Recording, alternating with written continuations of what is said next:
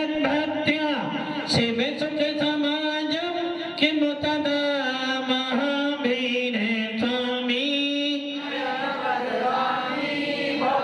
महावीर स्वामी महावीर स्वामी गुरु महापंतन नित्यम ज्ञान दर्शन नायिका चारित्राण गंभीर मोक्ष मार्गोपदेशिका पंच परमेश्वर भगवान की एक राधिनाथ भगवान की अंतिम सत्संगति भगवान महावीर स्वामी की आचार्य श्री कुंद कुंद भगवंत की आचार्य श्री विमल सागर जी महाराज की आचार्य गुरुदेव सरस्वती सागर जी महाराज की 3 करोड़ 9 करोड़ मणि राजों की द्वात सांजन वाणी माता की परम पूज्य दिव्य तपस्वी धर्मराज संत सिद्धांत चक्रवर्ती आचार्य भगवंत श्री सुंदर सागर जी महाराज की समस्त आचार्य संघ की भव्य आत्मा अष्टानी का महापर्व चल रहा है और भगवान महावीर की वीतरागता वाणी सुन रहे हैं। जैन शासन में पर्वों का विशेष महत्व होता है और ये जो पर्व होते हैं ये पर्व वो पर्व होते हैं जिन पर्वों के अंदर हम उन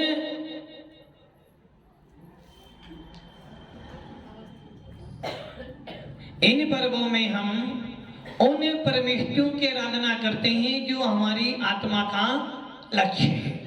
प्रत्येक जीव का लक्ष्य है कर्मों से रहित होना। प्रत्येक आत्मा चाहती है कि मेरे को वो अवस्था प्राप्त हो जिस अवस्था को प्राप्त करने के लिए मैंने इस संसार सागर में जन्म लिया है और सबका लक्ष्य एक ही है और वो लक्ष्य है कर्मों से रहित होना। अपने अंदर जो परमात्मा बैठा हुआ है, अपने अंदर जो भगवान बैठा है, उसको पर्याय में प्रकट करने का पुरुषार्थ करना हमारा लक्ष्य है और इसलिए हमें वीतराग शासन मिला है। इन अष्टानी का महापर्वों के अंदर देवता लोग आकृतिम जिन चैतन्यों की वंदना करते हैं और उनकी वंदना करते करते भेद विज्ञान को निर्मल करते हैं, भेद विज्ञान को प्राप्त करते हैं, आत्मा के स्वभाव को प्राप्त करने का पुरुषार्थ करते हैं और उन जिनेंद्र देव की भक्ति करते करते इतने निमग्न हो जाते हैं, इतने एकाग्रता प्राप्त कर लेते हैं कि उनको रात दिन का भेद भी मालूम नहीं पड़ता है। जबकि हम ये सब जानते हैं कि मध्य लोक में भरत और एरावत क्षेत्र में दिन रात का परिवर्तन होता है, किंतु अन्य क्षेत्रों में दिन रात का परिवर्तन नहीं होता है। यहाँ तक कि नरकों के अंदर भी रात दिन का भेद नहीं होता। स्वर्गों में तो भोगों की प्रधानता है, नरकों में दुखों की प्रधानता है। दुख में इतने लिप्त हो जाते हैं कि उनको दिन रात का भेद मालूम नहीं पड़ता और स्वर्गों में इतने भोगों में लिप्त हो जाते हैं, कब रात हुई कब दिन हुआ उनको पता ही नहीं चलता है। जबकि हमारा सिद्धांत कहता है कि दिन रात का भेद कहाँ होता है, जहाँ पर सूर्य चंद्रमा गमन करते हैं। और हम लोगों ने तत्वांश सूत्र के 3रे अध्याय में पढ़ा था कि 2.5 दीप के बाद जितने भी सूर्य चंद्रमा हैं वो कैसे हैं, अवस्थित हैं, उनका गमनागमन नहीं होता है। और जब उनका गमनागमन नहीं होता है तो दिन रात का भेद भी नहीं होता है। और स्वर्ग ऊर्ध्वलोक में है। कहाँ पर है, ऊर्ध्वलोक में, अर्थात चित्रा पृथ्वी से 790 योजन ऊपर जाने पर सूर्य चंद्रमा है और उन सूर्य चंद्रमाओं का मात्र जहाँ पर काल परिवर्तन होता है, जहाँ पर दिन रात का भेद किया जाता है, वहीं पर सूर्य चंद्रमा गमनागमन करते हैं। किंतु स्वर्ग में कोई भी सूर्य चंद्रमा गमन नहीं करता। किंतु फिर भी इस मध्य लोक के प्रभाव से, इस मध्य लोक के निमित्त से हम स्वर्गों में दिन रात का भेद मानते हैं। किंतु वहां पर देव इतने व्यस्त होते हैं कि उनको फुर्सत नहीं है कब दिन हुआ और कब रात हुई। इसका अर्थ ये नहीं कि उन्हें नींद नहीं आती, उनको भी 8 कर्मों का उदय है, आपके पास भी आठों कर्मों का उदय है, उनके पास भी दर्शना वन्नी कर्म है और आपके पास भी दर्शना वन्नी कर्म है। जिस प्रकार आपको तो पांचों नींद आ सकती है, निद्रा निद्रा भी आ सकती है, प्रचला प्रचला भी हो सकती है, स्कांतर्दी भी हो सकती है, निद्रा भी हो सकती है और प्रचला भी, किंतु देवों के अंदर तीन महानिद्रा नहीं होती, निद्रा या प्रचला ही होती है।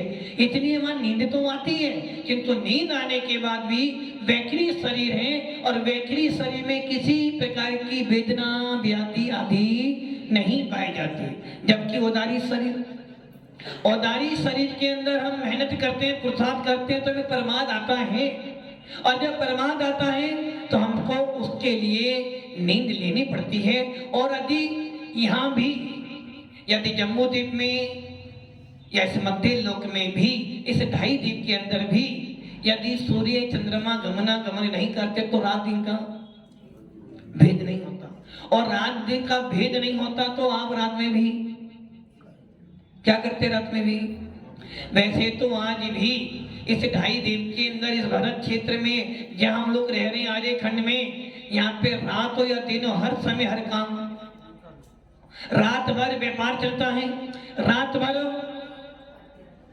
होटल चलते हैं, रात भर खाना पीना चलता है, रात भर लड़ाई झगड़े चलते हैं। फिर आपकी रात दिन का मतलब क्या है? बस इतना है कि फिर भी रात होने पर थोड़ा बहुत विश्राम करते हो, क्योंकि आप इस मध्य लोक में रहते हो, ढाई दिन में रहते हो, तो आपको अपने शरीर के अंदर जो प्रमाद उत्पन्न हुआ है, जो आलस आया, उसे दूर करने का पुरुषार्थ। चित्रपति आता हूँ, देवों के अंदर इस प्रकार की कोई परिणति नहीं होती।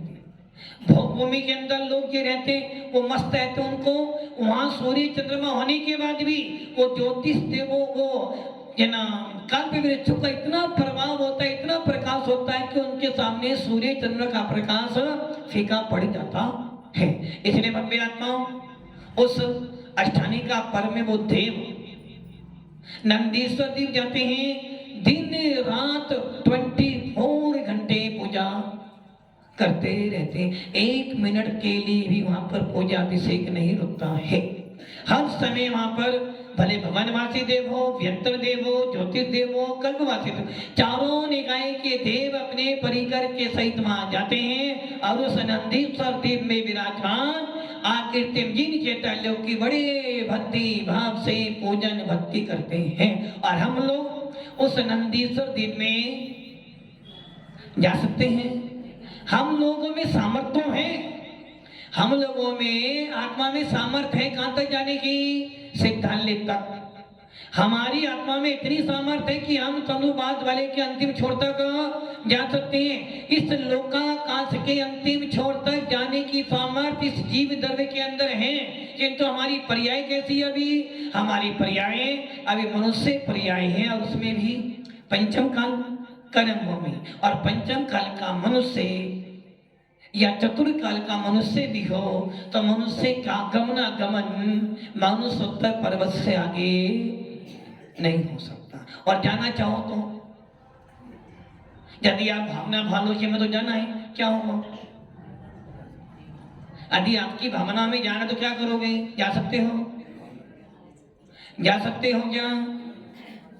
जा सकते हो ना?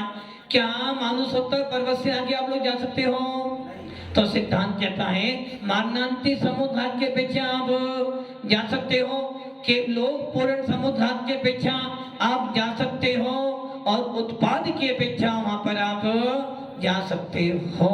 किंतु आप चाहो कि मैं अपनी इच्छा से वहां चला जाऊं, मात्र 3 ही कारण है, मारणांती समुद्रात, केवली समुद्रात और उत्पाद जन्म की अपेक्षा, इसके अलावा आप नहीं जा सकते हो।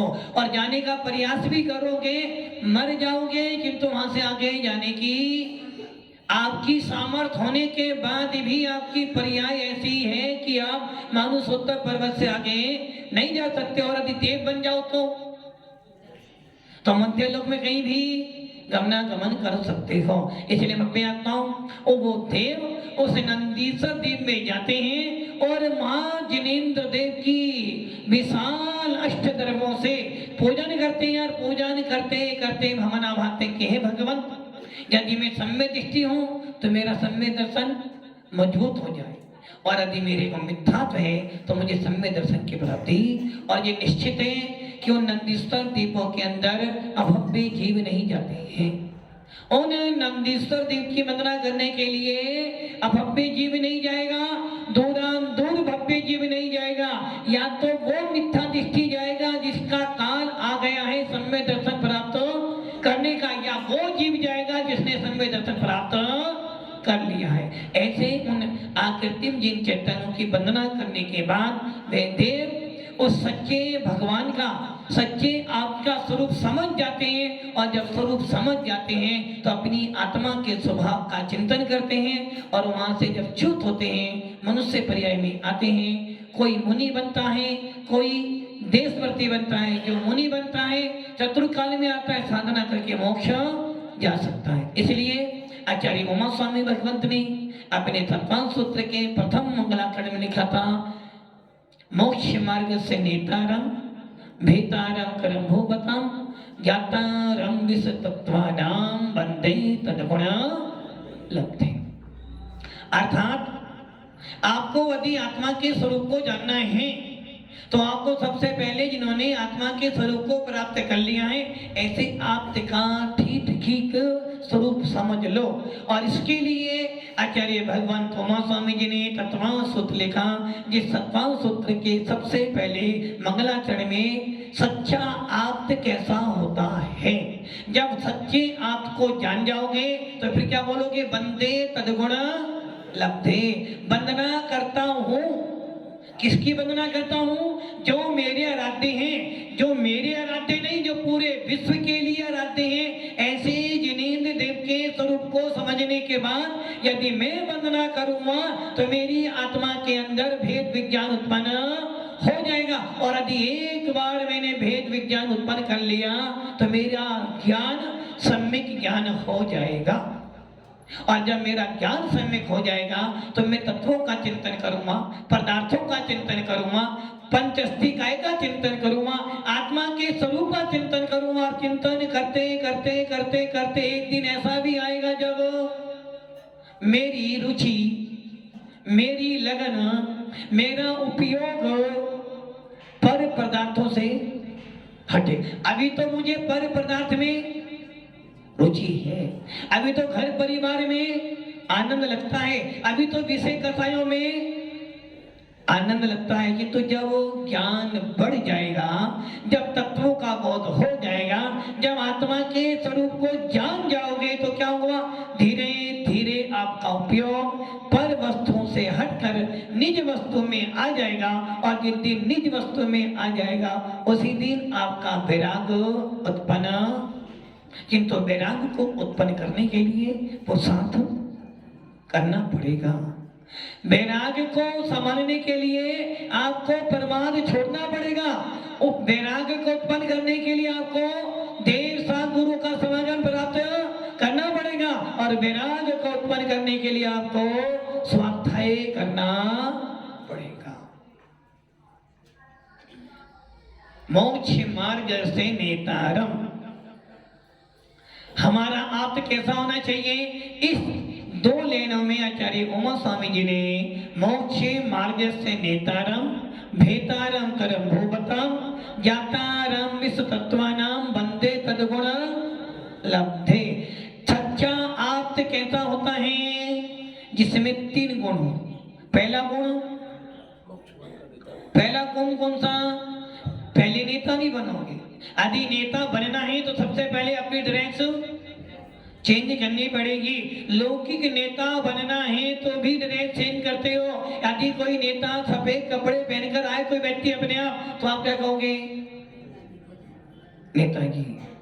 तो नेता लौकिक नेता बनने के लिए सबसे पहले आपको अपना भाइये भेष बदलना पड़ता है। और अंतर में संसार का नेता बनने के लिए विषय कथाओं के अंदर रुचि करनी पड़ती है। और आज नेता वही बन सकता है जो मायाचारी करना, जो झूठ बोलना सीखता हो, जो मायाचारी कर सकता हो, जो समय समय पर अपना रूप बदल सके वही नेता बन सकता है। और यही कारण है कि जैन व्यक्ति राजनीति में फंसना, न कि राजनीति में जो एक बार गया कोयले की खाल में जाएगा तो काला होकर तो।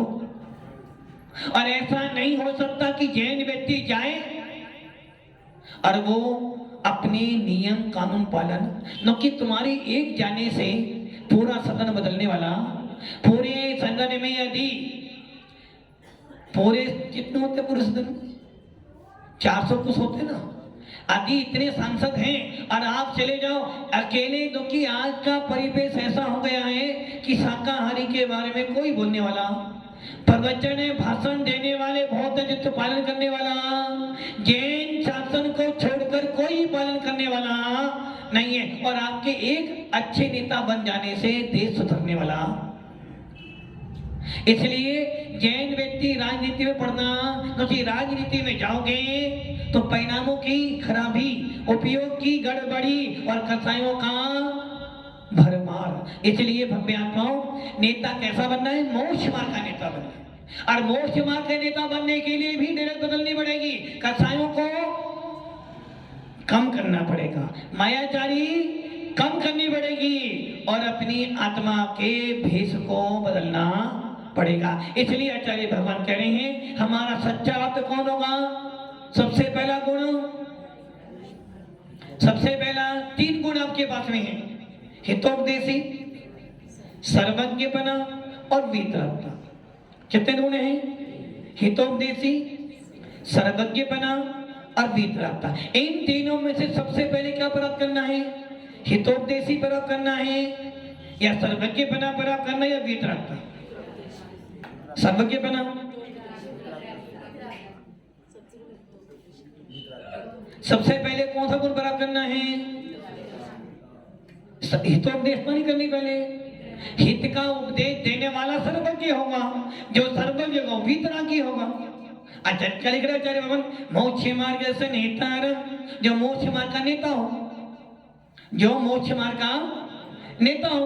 और फिर कह रहे मोक्ष मार्ग से नेतारम भेतारम करम हो, बताओ। तो पहले क्या होना चाहिए? हितोपदेशी, उसके बाद वीतरागी, उसके बाद सर्वज्ञ। तो पहले नेता होना चाहिए, उसको पहले तो उसे हित का उपदेश देना आना चाहिए। तो पहला गुण कौन सा हो जाएगा? सबसे पहले हितोपदेशी नहीं आएगा, सबसे पहले आएगी वीतरागता। बिना वीतरागता के सर्वज्ञपना नहीं हो सकता, और जो सर्वज्ञ नहीं वो हितोपदेशी। नौकी अभी अभी आपने सुना था, कल परसों सुना था, सबसे पहले मोहिनी कर्म को नष्ट करना है। और जब तक मोहिनी कर्म का सद्भाव है, तब तक मोहिनी कर्म की सत्ता है, तब तक आप मोक्ष मार्ग के हितोपदेशी नहीं हो सकते। क्योंकि जो वीतरागी होगा उसी का वचन सत्य होगा, जो वीतरागी होगा वही राग देश से रहित होगा, जो वीतरागी होगा वही पक्षपात से रहित होगा। और जिसके पास में मोहिनी है, जिसके पास में राग देश है, वो क्या करेगा? पक्षपात की बात करेगा, रागी द्वेषी होगा। और जब तुम पूजा करने आओगे, वंदना करने आओगे, स्तुति करने आओगे, तो वो रागी देशी देखेगा तुमने मेरी पूजा कैसे की, मेरी वंदना कैसे की, तो मंदिर नहीं आया था, तो मंदिर लेट आया था, तो ये सारा काम क्या हुआ? राग देश बढ़ाएगा। और जब राग देश बढ़ेगा तो वीतरागता नहीं आएगी, और जब वीतरागता नहीं है तो काय का हित का उपदेश देगा? हितोपदेशी, हित का उपदेश वही दे सकता है जो वीतरागी होगा, जिसके पास में मोहिनी कर्म की सत्ता नहीं होगी, वही हितोपदेशी होता। और यही कारण है कि हमारे जिन शासन में, वीतराग शासन में, जब तक तीर्थंकर की वाणी नहीं खिलती है तब तक द्वादशांग की रचना नहीं होती। तो पहला गुण कौन सा हो गया? हितोपदेशी। वीतरागता, वीतरागी नहीं, वीतरागता। जो वीतरागी होगा वो निष्कपट होगा। यही कारण है कि 12वें गुणस्थान तक के जीवों को छद्मस कहा है। छद्मस क्यों कहा? क्योंकि कभी राग करते हैं, कभी द्वेष करते हैं। अभी कर्म बैठे हैं, और जब तक कर्म बैठे हैं तब तक वो हितोपदेशी देने के अधिकारी। यही कारण है तीर्थंकर दीक्षा लेने मौन क्यों रह रहे हैं? तीर्थंकर हैं, अमति ज्ञान है, श्रुत ज्ञान है, अवधि ज्ञान है, तीन ज्ञान है, तो कि वो जानते हैं मेरा वचन अभी सत्य, अभी मेरे अंदर राग देश बैठा, अभी मेरे पास मोहिनी करम बैठा, ये मोहिनी करम शत्रु है, यदि मैं इसको जीत लूंगा तब जाकर मेरा कुछ काम। इसलिए मोक्ष मार्ग का नेता कौन हो सकता है? जो वीतरागी होगा, और जो वीतरागी होगा वही आपको हित का उपदेश बनना। आप संसार में कहीं भी चले जाना, सारे रागी द्वेषी लोग आपको अपनी अपनी ओर मोड़ेंगे, क्योंकि तुम भी रागी देसी, वो भी रागी देसी, वो भी तुम जैसा, तुम भी उस जैसे, होगा क्या? विस्फोट हो जाएगा। इसलिए सच्चा आप तो हितोपदेशी हो न हो, किंतु वीतरागी जितने जितने भी भगवान बने सबके सब उपदेश दे जरूरी नहीं है, किंतु जिन जिनको भी उपदेश देना है उनका लक्षण पहला वीतरागी होना चाहिए। और यही कारण है कि 10वें गुणस्थान में आपका मोहिनी कर्म विनाश होता है। और उस मोहिनी के दो भेद थे, दर्शन मोहिनी और चारित्र मोहिनी। दर्शन मोहिनी का उदयकांत था पहले से लेकर 7वें तक। दर्शन मोहिनी कर्म का उदयकांत है पहले से लेकर 7वें का। अभी कोई जीव चाहे तो 7वें गुणस्थान तक उस दर्शन मोहिनी की सत्ता विनाश करके छाई सम्य दृष्टि हो सकता है। और एक बार छाई सम्य दृष्टि हो गए तो क्या हो गया? अब दर्शन मोहिनी आपका पूरा विनाश हो गया है।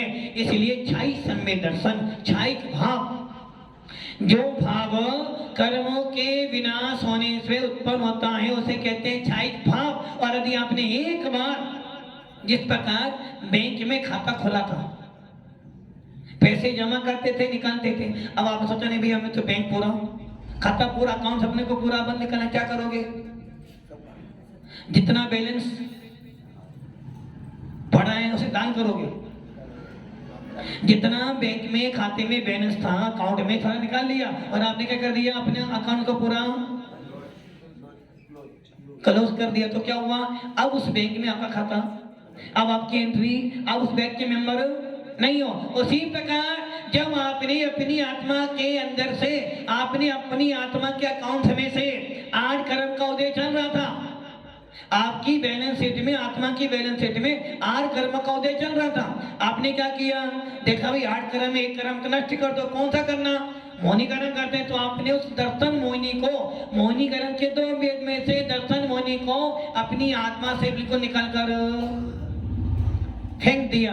अर्थात आपने अनंतानुबंधी क्रोध मान माया लोभ 4 मिथ्यात्व, सम्यक मिथ्यात्व और सम्यक प्रकृति, इन 7 प्रकृतियों को अपनी आत्मा के अंदर से निकालकर नष्ट कर दिया।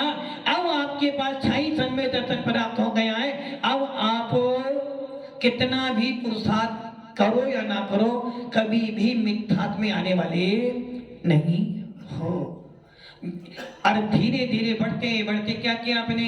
छपत श्रेणी चढ़े और आपने 21 कसायों का भी, मोहिनी की कुल 28 प्रकृति थी, 7 पहले विनाश कर दी, 21 बची, उसे 10वें में पूर्ण नष्ट कर दी। कौन बन गए? आप वीतरागी बन गए। अब आपको परमिट मिल गया कि आप वीतरागी हो गए। वीतरागी मैंने राग देश से।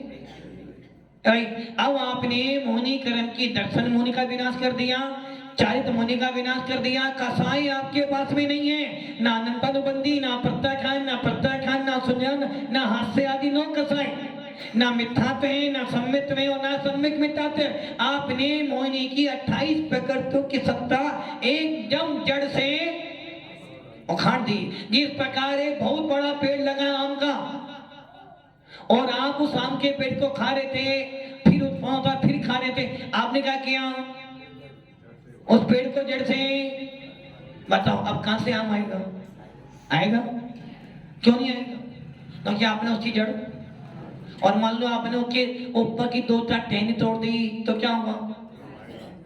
वो जीव अभी जीवित है, मरा नहीं है। आपने सारे फल तोड़ लिए, फिर भी पेड़ अभी वो जीव जीवित है, और आपने जड़ से काट दिया तो तुमने जीव को। वैसे ही इस आत्मा ने मोहनी कर्म की सत्ता को जड़ से ही उखाड़ दिया। अब जब जड़ से उखाड़ दिया तो आपने 28 प्रकृति का विनाश करके क्या प्राप्त कर लिया? 12वां गुणस्थान। और 12वें गुणस्थान का नाम है क्षीण मोह, अर्थात आपका मोह समाप्त हो गया। कौन बन गया? कौन बन गए? वीतरागी। अब आपके पास राग देश, किंतु वीतरागी बन जाने के बाद भी अभी आप सच्चे भगवान, अभी आप तो अभी अनंत नहीं बने। मोहनी कर्म का विनाश हो जाने के बाद भी अभी आप छद्मस्त हो, हितोपदेशी नहीं हो। क्योंकि हितोपदेशी होने के लिए सर्वज्ञ होना, वीतरागी हो गए। किंतु वीतरागी हो जाने के बाद भी अभी आत्मा कह रही है भैया अभी तो कितना पुरुषार्थ कर लिया, 12वें में आ गए हो।